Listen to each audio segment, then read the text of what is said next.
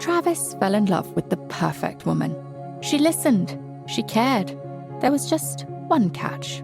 She wasn't human. She was an AI companion.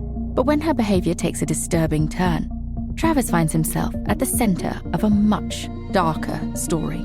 This is Flesh and Code, a true story of love, loss, and the temptations of technology.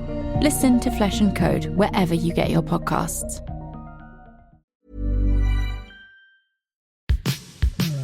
Hello, I'm Katherine Ryan, and each week 2 guests write me a dirty story, and I pick the naughty winner. This week, I'm joined by Lou Sanders and Harriet Kemsley, and their naughty tale has to be set during an apocalypse. You'll hear a bit of this. You like shriek sometimes, like out of nowhere. A sprinkle of, God rest his sexy soul, and a touch of... She rubs her big sweet package aggressively on a table nearby.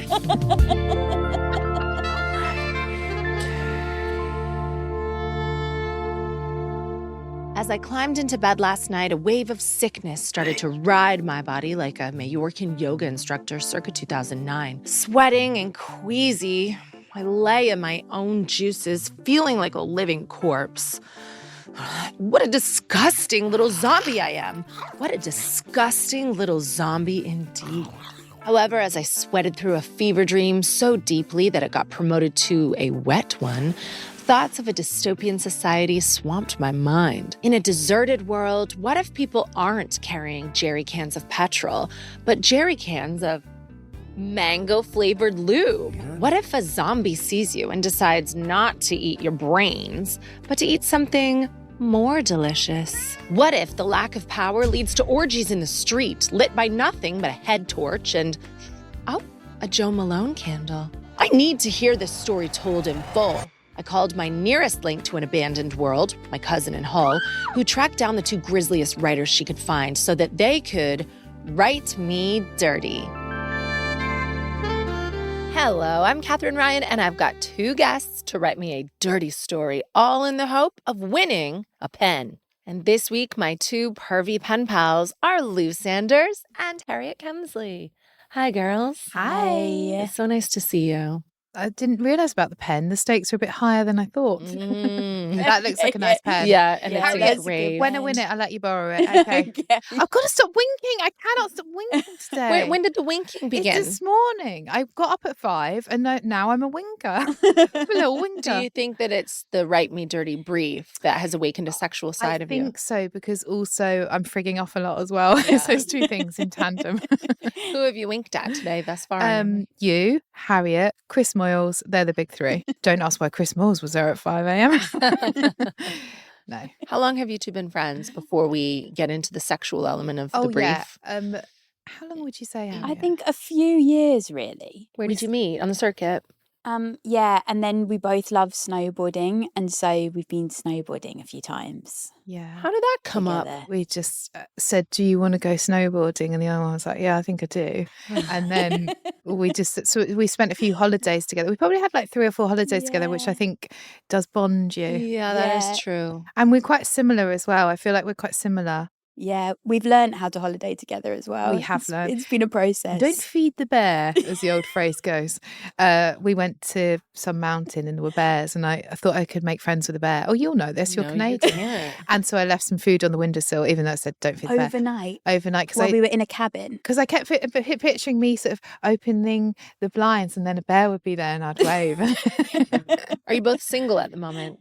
Yeah, And we both single. Both and had sex with the same man. Oh, shit, I wasn't supposed to say that. Not really, not Who was really. it? No, that was a joke. I was trying to be a laugh. Wait, have we? No, that was a joke. I wonder if we have, because in the beginning of comedy, Yeah. because when did you start? I met you, Lou, kind of when we started. Yeah. And then Harriet was on the scene shortly thereafter. Yeah. And then we were all single at that time. And do you remember how much fun it was? Like, people really were shagging. Yeah. It has now- changed. It has changed. Yeah. Certainly changed for me. I don't think I did that much anyway. I think I'm all talk and no. No, you've just always been good in that you don't shag comedians. Yeah, You yeah. find like real men in the world. Yeah, I don't shag comedians, but I would make an exception for you and you. Okay? Yeah. Yes. And what about you, Harriet? I know you have a podcast about being a single lady. Yeah, Called Single Ladies I in think your the area. whole point though is that we thought we'd get into it and everyone was like, oh, watch out because it's not going to run very long because you're going to find boyfriends, and it turns out it could run for years. We are very unsuccessful.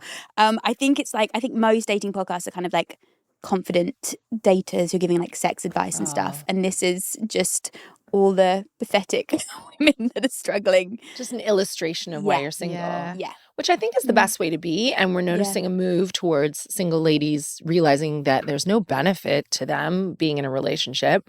Yeah. And I think a lot of us have experienced that in our own lives. And I would like a +1 for my mother's funeral. okay, I'll go with you. Thank you. You know how I fancy your deceased stepdad.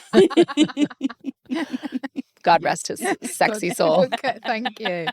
Thank you. Rest in power. So would it be fair to assume, before we read your dirty stories, that the two of you would have pent-up sexual energy? Yeah. I did have sex last Friday. Oh, nice. Thank you. Wait a minute. When my husband met you at the party? Yes, when your husband met you at the party. Kel, surprise. I knew it. He didn't arrive home till midnight. No, it wasn't actually last Friday. It was the Friday before. Sure, Lou. Yeah. Easy's backpedaling. Do you think I'm going to have sex with a white supremacist? Sometimes you don't know until it's too late. That's true. He's not explicitly racist. He's just from a small town. Yeah. Doesn't know very much about the world. That's not what he said when he was on top of me. He knows what you like. Okay, so you had sex, but it's not a relationship. No.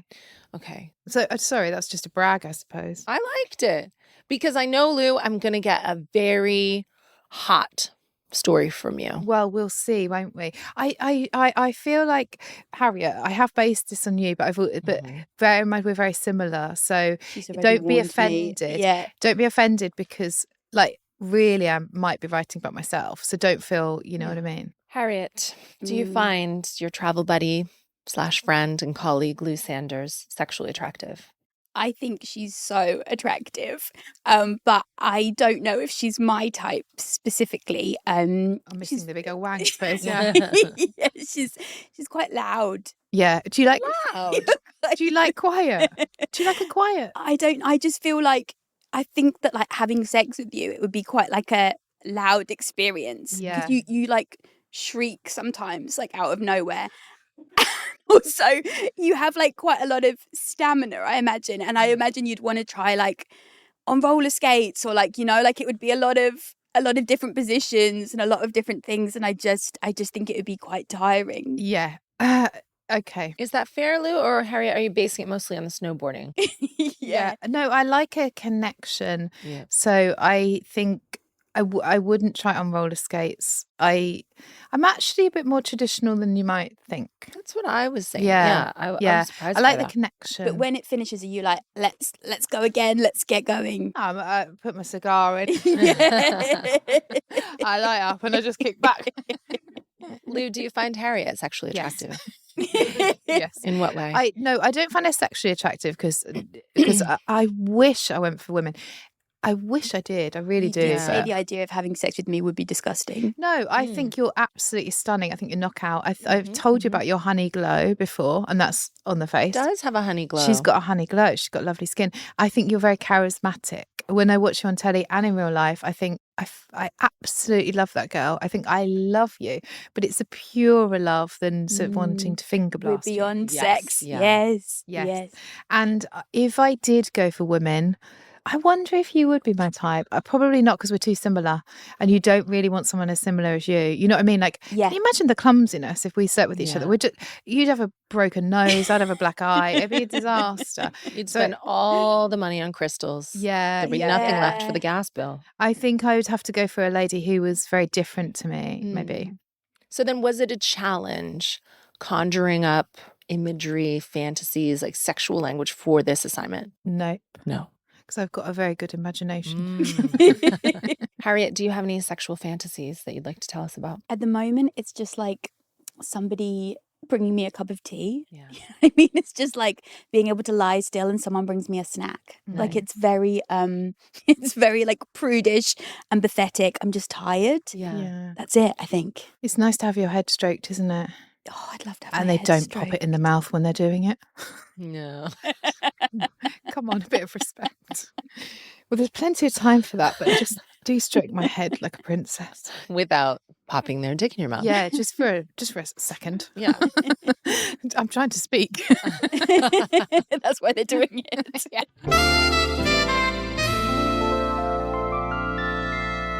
Lou and Harriet, you have been tasked with writing a dirty story about one another. And in the story, I would like to see a setting, a character, and a prop. It must be set in an apocalyptic world and feature a zombie. The dirty tale must include a head torch and some canned food. Do you mind if when Harriet's doing her story, I sort of gently touch myself? I wouldn't have it any other way.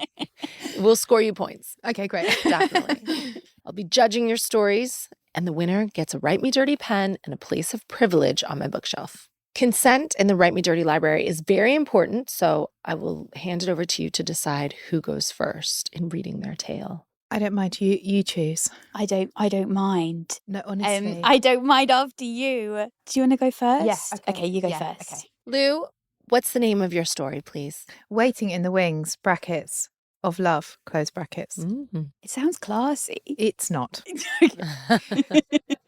Harriet was getting on a plane. To save some money for checking in a big bag, she was wearing her crash helmet and 3 jackets. And the look was hot, boiling hot. Is that allowed? With that bit's based on a true story where Harriet Yeah, she said my bag was too big, and so I put my helmet on my head, and then I said I just wear this sometimes, and she couldn't prove that I didn't.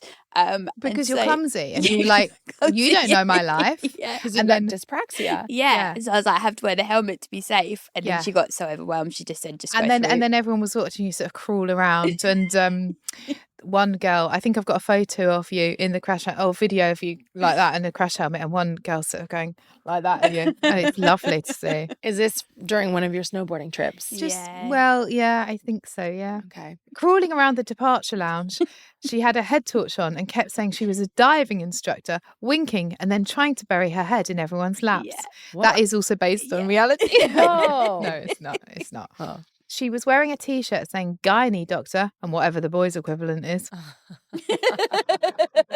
Have you thought about that for merch? Yeah, Lou? that should be merch. That is quite good, Lou's actually. got Isn't it? great merch. Yes, Dick these are the Inspector was one of my favorite. Make favorite Me Wet. hats. That's really good. Make me wet tea towel. yeah. All sorts. Take you back to the t-shirt. Yes, please. She'd made it herself with a Crayola set she got last Easter as a cheer-up present because the ear infection had come back with a vengeance. She wanted to ask people to smell her ear just to check it was completely gone, but she'd been told off about that before. Is this a true story as well? Because it sounds No, that's very not Harriet. true. I do get ear infections if I go underwater. So far, I'm not sure how sexy it is to have a smelly ear infection. No, something for everyone. Okay, yeah, that's true. Suddenly, a strapping, handsome man walks past. Whoa. He's just her type. He looks incompetent and slow. That is her type. All of Harriet's blood has rushed to her clitoral hood Whoa. and surrounding areas. You tell me if it's not hot now. She rubs her big sweet package aggressively on a table nearby.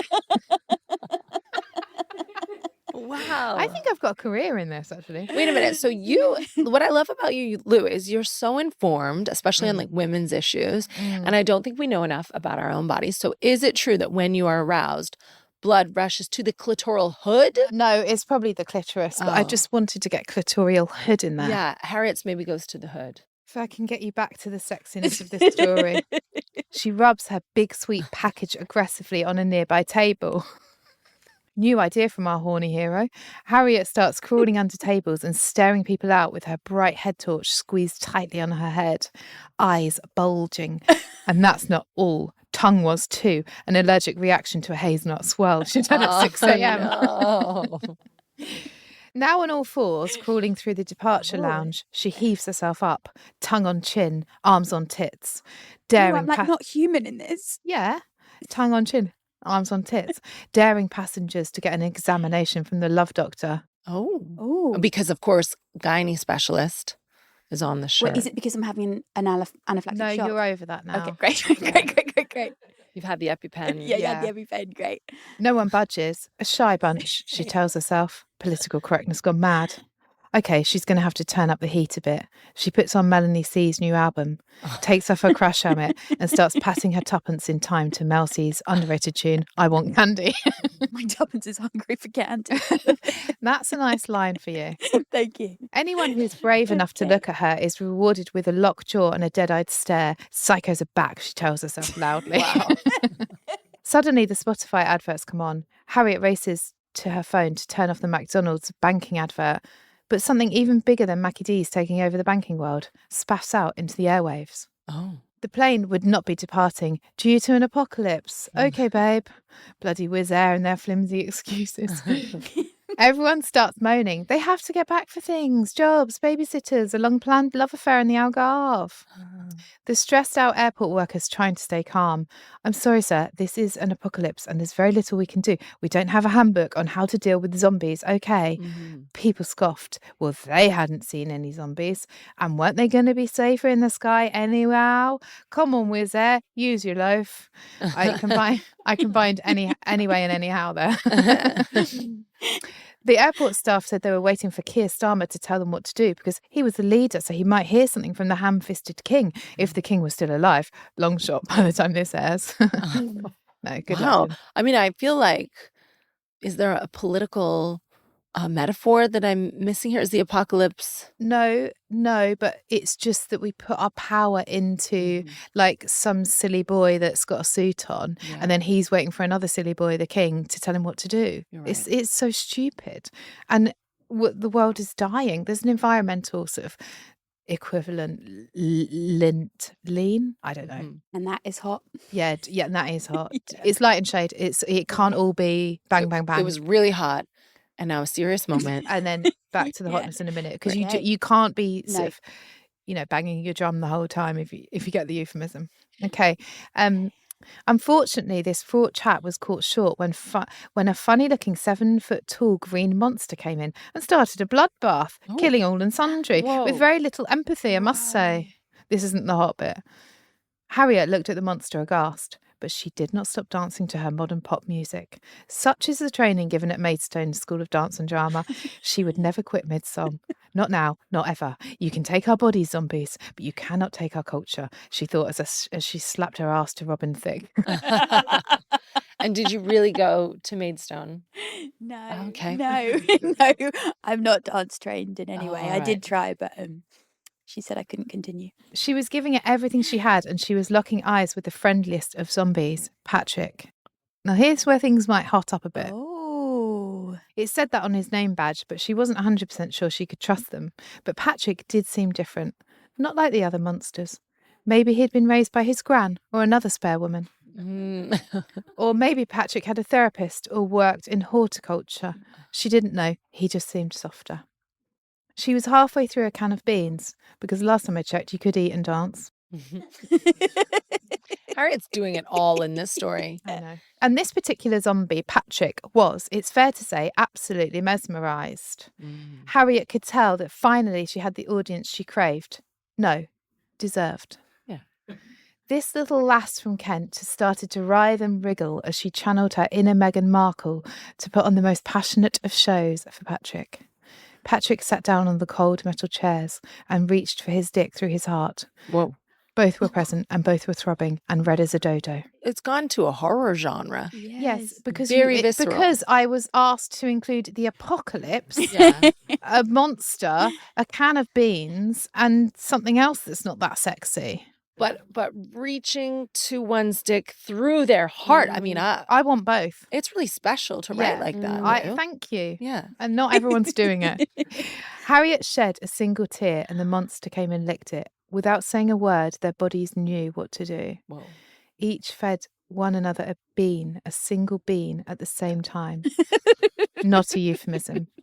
Crying and folding into each other's skin and fur, laughing now, dizzy with lust and passion, an inquisition for each other's bodies and souls that was unrivaled, unbridled passion as they lay on the floor in Heathrow Terminal 2 and rolled around in the greedy lust that only a zombie could muster inside of a girl who had back in the day slept with 3 middle-tier comedians in this back of regional art centres. Things couldn't get any better and everyone else was dead. So it dawned on her that she might have to repopulate society single-handedly with her new migrant partner. Okay, she thought, looking at her womb. Come on, girl. Eggs a go-go. We can do this. Just as everything was starting to make sense to her on a spiritual level about her fate and her path and the moments which had led to this, Lou Sanders climbed out of the zombie outfit and shouted, "Prank! Pranked you, nearly bloody wanked you." But wait, this feeling had been real, hadn't it? Had it taken a monster costume and some silly slippers to shine a light on what had been there all along? ... Wow. So you do have sex. That was beautiful. You'd made me nervous because when you said I'm going to go in really hard, I was like, oh my God, like, what are you going to say? But that was all accurate. You can picture it all. Yeah. It had Lovely. it all, didn't it? Yeah, moving. Yeah. Sexy. It was moving at the end, wasn't it? Yeah. What bits did you find the sexiest, Harriet? I think the image that will stick with me forever is me rubbing myself on the table.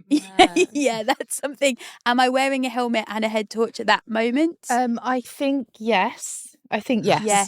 Great. Because if you were rubbing your big meat package on the side of a table and you didn't have your helmet on, who's to know what might happen? Well, so much went on in this story, Lou. Harriet, I think Lou has obviously, well, you're good friends. Lou knows a lot about you, but she's done a lot of research as well into the specificities of, your allergies, drawn from real life events, painted a wild picture of you. But I think the message is there's someone out there for everyone. Yes. If I was a man and I met Harriet, I'd be cock-a-hoop with myself. I would. I really would. Like, what a gift. And men are, monsters in disguise sometimes. Exactly. Well, there's a lot of layers. Well, this is actually a very good, a lot of layers to that. Yeah. But I do think you're wife material. Oh, I really do. Ow. I've done that and it proved I wasn't. But yes. Well, you were a good wife. Yeah, for a period. And you completed it. Yeah. Done. You were so good that, it takes some people. You're cracking divorce material as well.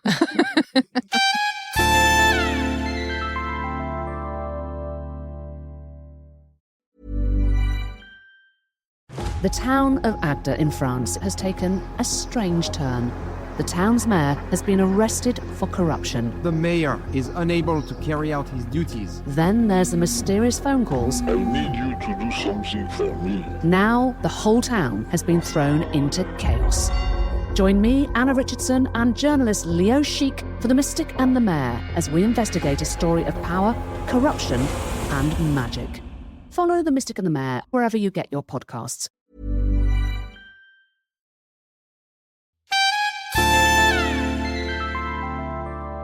What is the name of your story, please? Okay, so the story is called Luli and Her Lovely Labia. Oh, thank you. Some alliteration. Yeah. Thank you. And I know you love talking about labia. Well, I think it's important for society to know that they come in at all different shapes and sizes. So Yeah. I've done my bit. And Your that was a bit. social political act, actually, not just filth. Thank you, Barbara, who left a comment on the internet. Oh, Barbara. Please proceed. Thank you. Our hero, little Luli Sanders, yawns a big yawn out of her big mouth and rolls over suggestively in bed, stretching out her lithe limbs and immediately falls to the ground. Bang! Straight on her face. I did fall out of the bed the other week, actually. Did you? Yeah, I I did. just thought it was nice. It's like, It's a you're real shock, actually. You fall out of the bed asleep. Yeah, but not my own bed. I think I was in a hotel and no, I wasn't asleep. I just sort of fell out of the bed. And then I was on one bed in this hotel and it had a stage. The bed was on a stage and I thought, they've got my memo. And then every time I went to the toilet, I'd fall off the stage. And I was like, this is fucking ridiculous putting a bed on a stage. Anyway. She whips out her phone to record a TikTok from the ground. I just fell on the floor, she says. Always content. A cat sits on her head. A cat just sat on my head, she says. What can I say? It's funny, but mainly hot. Lou suddenly remembers where she is. She's in the mountains on a snowboarding holiday. It's 5 a.m. Time to get ready. Only 4 hours till the lift's open. Oh, is this That's drunk? a private joke. Okay. Yeah, about Lou in the morning on holiday. Yeah. Because we only get to go for 4 days at a time Yeah. usually, I just don't want to waste any time. And then I get so annoyed when I'm waiting for people. But this holiday, I learned to chill out, didn't I? Day 2, I was a this is different what person. we learned. Yeah, we learned how Yeah. to be. And you're up at 5. No, not 5, but I am sort of like, okay, we've had our fun. Let's get to the lift. Yeah, that's There's fair. an energy. Yeah, there's an energy she's there. giving- But I realise now that it made Harriet very nervous and it actually delayed things even more. So then I was like, do you know, I'm just going to chill out. And then we had a really good chat because Harriet goes really fast down the mountain. She's so fast. And I can keep up with her, but it's very stressful for me to keep up with her. And I prefer to do little jumps and like try and ride backwards and stuff like that, where she's like bombing it down. And I'm like, oh, this is quite stressful. Then I feel like she's got to wait for me. So I'm like, oh, we had a good chat and cleared the air. And if that's not sexy, I don't know what is. If communication's not sexy, I don't know what is. Yeah, because we learned you want to enjoy the journey a bit more, and then that it was making me slower because then I was forgetting things because I felt panicked. Yeah. Anyway, this all comes up in the story. Right. Lou slides her elegant, large feet into some knit socks and gathers her equipment, crucial for safety on the slopes, like her roller skating helmet. Private joke. I think it's funny. Private joke. We You're went not to get allowed to wear a roller skating helmet to Well, ski. I was wearing a bike helmet. the and third it's time not- we went, we realised she was wearing a cycling helmet Yeah, that's the third on time. the mountains. It looked lovely, but it's not fit for purpose. And they won't allow And it. then I kept, and then I kept. kept, and then I kept trying on the child's helmet, didn't I? Because Yeah. I kept telling everyone I've got a very small head, and no one would believe me. She checks TikTok and comments on 13 men's vids. Send dick pics now. Boy, she is inundated. One of the dicks doesn't even look alive. That's weird. It doesn't bother her. She makes herself come to the dead dick. Wow. Whoa. She's a woman of the world. One dead dick isn't going to ruin her good time. That's beautiful, Thank you. and it's very You're different. my muse. Thank you, and it's very different Yes. actually. Is this based on truth as well? No, God, no. Oh my God, stop the rumours. That's not based on truth at all. No. I see. I don't know with you two. The because only good dick it is is- an alive dick. I've always said that. Have you either of you slept with anyone who's dead now? Because I have. Oh, who has since died? Yeah, who has since Yeah. died. Not that Makes I me know sound of. like a suspect. You but- have my stepdad, I suppose. Oh yeah. I'm not saying you did it, but very convenient. No, I have slept with someone who's dead. Yeah. Oh, it's weird, isn't it? Mm. Okay. Go on. By the time she has wielded through all the dick pics, 4 hours have passed and Harriet is trying to get ready, but it's hard under Lou's constant glare. Panic looks at the window and relaxed comments like, seriously, I'm really relaxed, said through her pursed, voluptuous, quivering, and can I say, angry lips.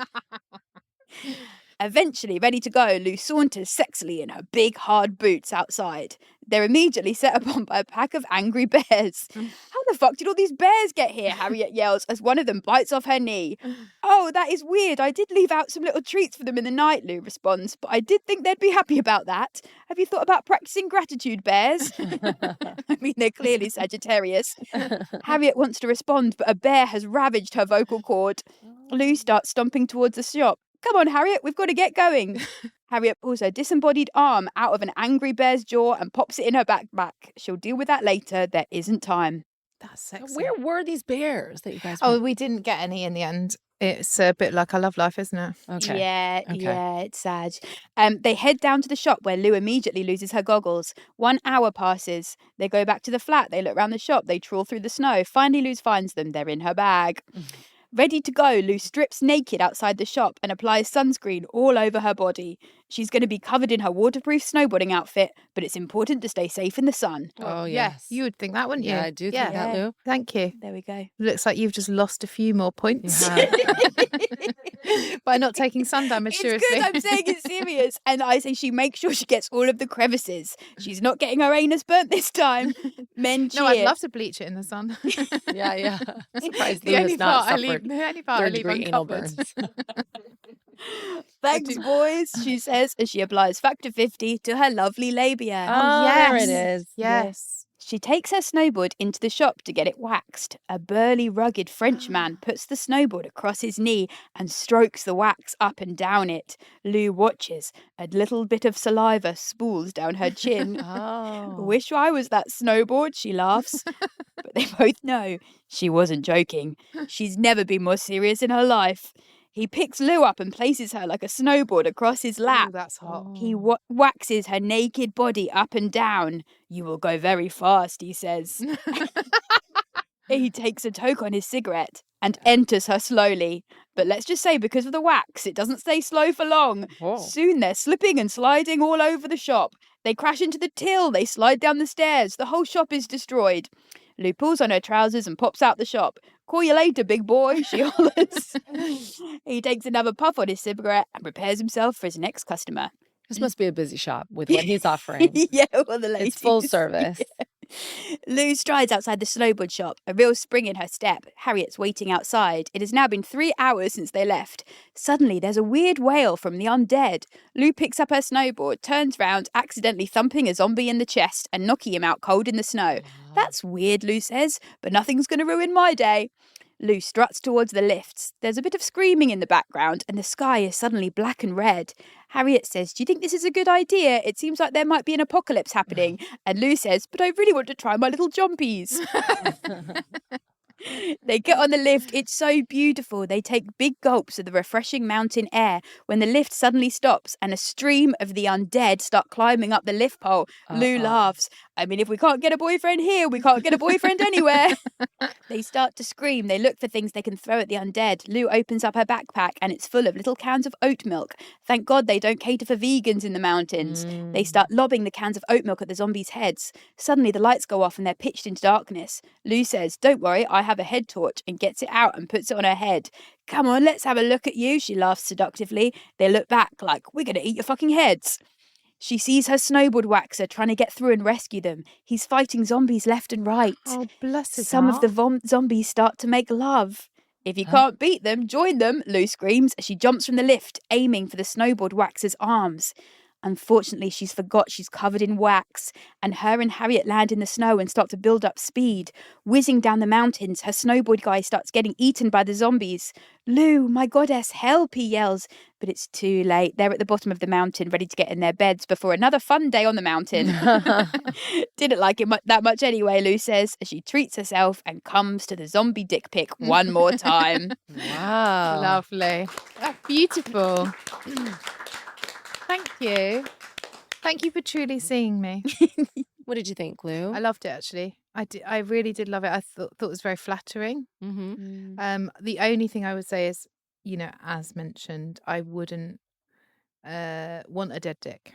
Was the zombie element difficult for you as vegans? Because, of course, zombies eat brains. Yeah, I wouldn't want to marry one. No, but shag one. Maybe. Yeah. It would be a bit too much for me. Like, I'm not very coordinated, and I don't think they have the coordination, maybe. But you love a bad boy. Harriet, I thought it was great that you really paid attention. Like Lou said, I think Lou was seen in that story. You drew from a lot of your own experiences. We got to learn that Lou likes to hit the slopes.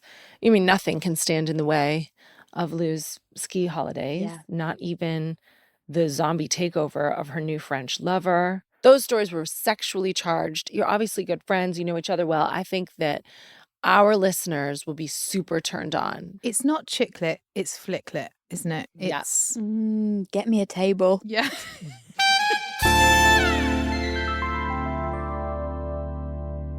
Harriet and Lou, you're two of my very favorite comedians, and I feel honored to have had you in the Write Me Dirty library today. I enjoyed both of your stories so much. Harriet, dead dick pics, not a genre that I had considered before. And, I'm picturing them. They would be maybe with more than the usual number of hole that we're used to, kind of decaying, maybe some gangrene on the dicks. I've seen worse dick, I like the imagery of a mummified dead dick on a zombie who's sexually interested in pursuing me. You know what I mean? I also loved that Lou so well. It was a sexy image to be bent across a Frenchman's knee and waxed. It was. It really was. I'll take that home with me, not the pen. Lou is the snowboard. Lou loves snowboards. Lou is the snowboard. But that's what I say when I'm going down the slope. I'm at one with the snowboard. With the snowboard. Lou, you guys are more similar than I even knew. It was hot from the start. Yes. I loved, Lou, that you came out with masturbating really early, and Harriet was doing it in different ways. I didn't have to wait for the crescendo of a climax. Harriet was turned on like from the jump. We had the apocalypse almost right away. There was a lot of metaphors. There was political talk, the ham-fisted king. Yes. You mentioned Keir Starmer, which slammed my vagina shut. I dried up faster than the Sahara Desert. But then I was back in, you know, so there was light and shade. A lot to think about, a lot to process. We're going to be thinking about this for years to come. Yes, Yeah. yeah. The winner is, it's Lou Sanders. And that's for just one reason, A Lou. worthy winner. Yeah. That's for just one reason, because they were both great stories, like I said. I really loved the reveal of the zombie being you inside. And so you and Harriet had that sexual union. And I'm very proud to present you with Oh, thank you so much. the Write Me Dirty pen. Thank you so much. I genuinely really, I know it's ambition is vulgar, but I really did want to win this. Didn't do 26 drafts of that for nothing. Thank Harriet, you. had you shagged Lou in your story at any point, I mean, that pen could have been yours. You Yeah. did a great job. Something to think about. Do you have a winner's speech? Yeah, I'd like to thank my dead dad, Oh, yeah. my mother, Harriet herself for the inspiration, my angels, Jesus, and the rest of the team. You've got a great team behind you. Thank you. And I like to think that they were all looking down on you while you wrote this story. Well, I channeled this from God. Yeah. So you tell me. The bit about tapping the tuppence was nice. Divine. Yes. Thank you so much to my Write Me Dirty guests, Lou Sanders and Harriet Kemsley.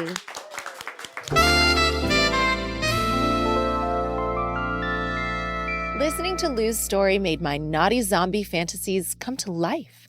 After my guests left, the winning book went to print and I popped it on my gorgeous bookshelf. And for those at home, if this has inspired you to write your own dirty story, I'll leave you with this girthy tip.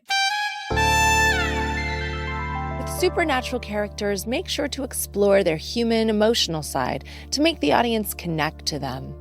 Zombies have big hearts and can send dick pics too. That's all from me. Until next time, when 2 more guests will write me dirty.